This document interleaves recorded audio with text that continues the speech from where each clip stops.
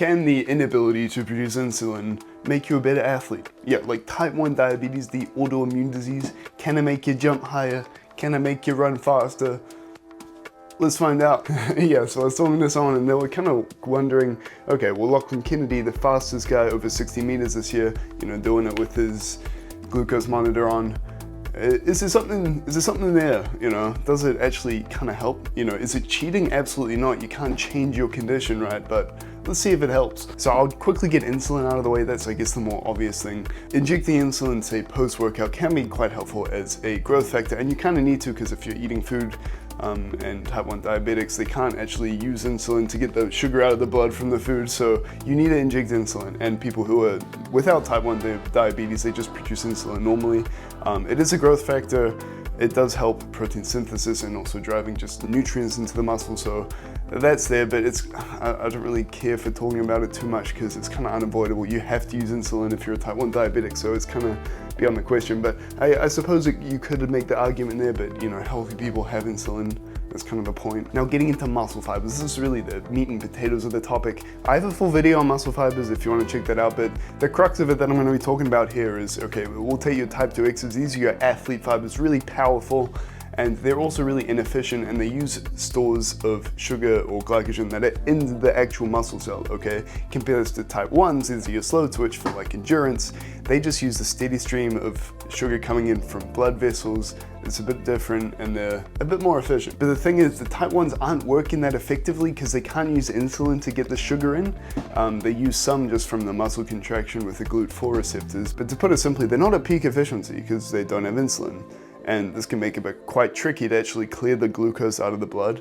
And this means the type 2 X's, these are like really inefficient, as I said, so they just incinerate all the fuels, and the body's like, okay, we have all this sugar in the blood that we need to get rid of.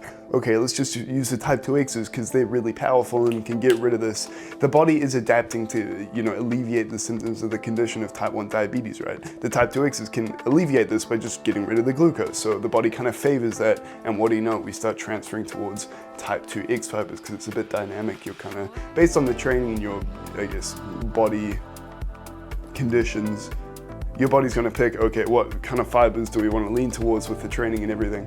And it's like, okay, well, in this circumstance, you're kind of leaning towards type 2 X's, which is really helpful for being an athlete, right?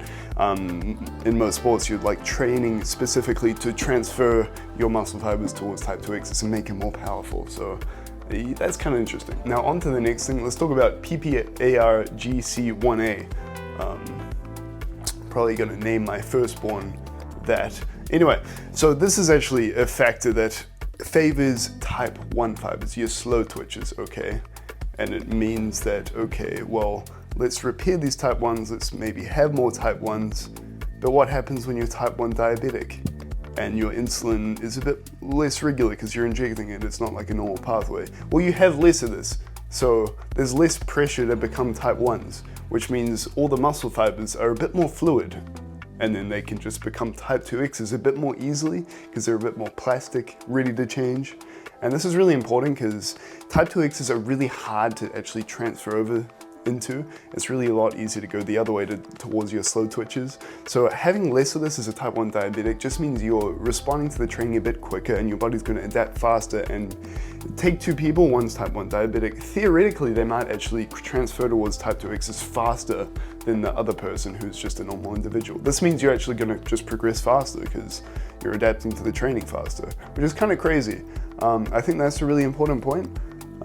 It's not like it's going to give you superhuman abilities, but it just means you might progress a little bit quicker, which is quite interesting. And this is actually really important during the training because even without food, training can result in a blood glucose spike, which means, okay, we got to get rid of this stuff.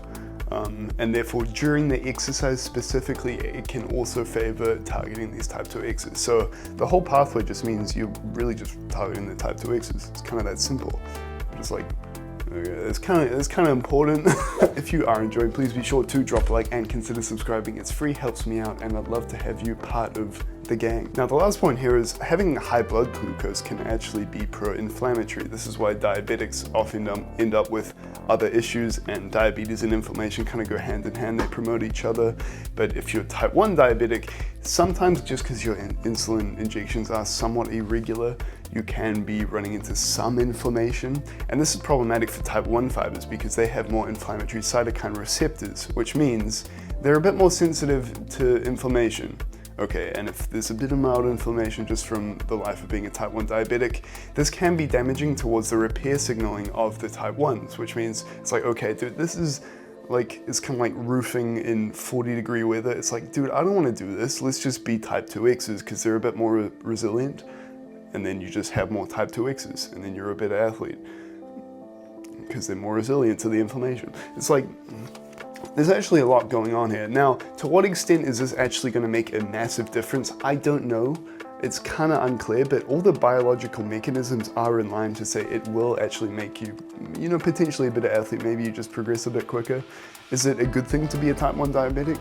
I mean, there's a lot of antics and issues that come with it. I wouldn't wish it upon anyone. It's, you know, not a perfect situation, but it comes with a little upside at least, so that's kind of interesting. But if you did find this interesting, let me know. I'm considering doing some more videos based on like genes and fitness and training and stuff, so that could be quite interesting. But let me know down below. I will see you in the next one.